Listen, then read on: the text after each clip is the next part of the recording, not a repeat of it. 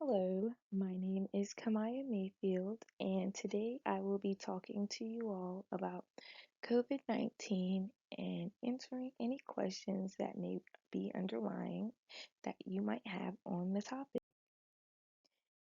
The strain of the coronavirus is known as the novel coronavirus.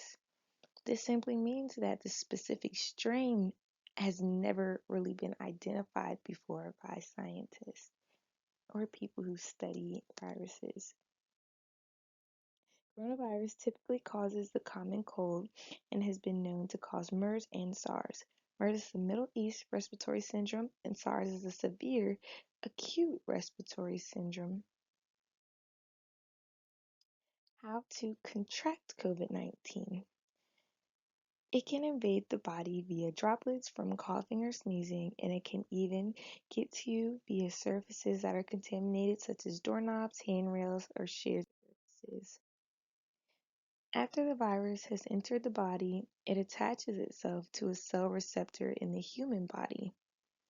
This is when the virus releases its genetic materials. The virus then begins by infecting the cells of the respiratory mucosa in the trachea. The trachea is the tube from the end of the larynx, which attaches to your oral cavity, to the lungs. The virus then moves on to infecting cells in the lungs. These cells make up the alveoli of the lungs, which is how the virus takes over the lungs of the host. Alveoli are small sacs that make up the lungs where gas exchange happens.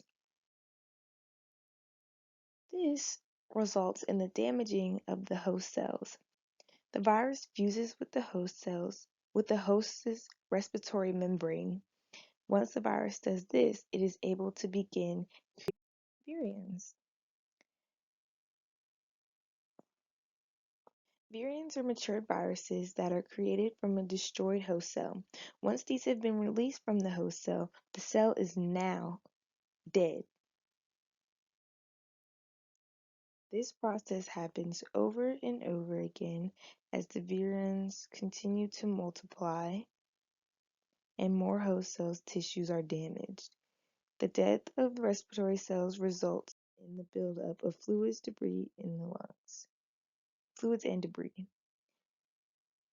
The damages cause the human body to have an inflammatory response concentrated in the area that the virus is impacting the most. This would be the respiratory system. The body's immune system is triggered by the inflammatory response, and immunity cells are sent to fight off the virus. Hyperactivity of the immune system can bring more harm than good to the body.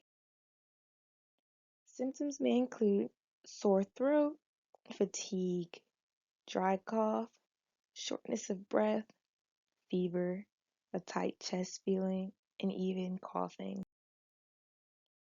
These are all signs that your body is attempting to fight the virus off. Once an individual has been infected, you can think of the body as a warehouse that has one job, and that is to produce more product, which is the virus.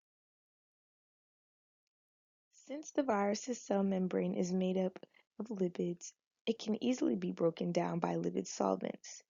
These include things such as soaps, laundry detergent, dish detergent. The World Health Organization recommends that you take 5 steps in helping to prevent the spread of the coronavirus. These include staying home, keeping a 6-foot distance at all times, washing your hands frequently, covering your mouth when coughing or sneezing, and lastly, if you feel you have been infected, call your doctor ahead of time before just showing up to any hospital.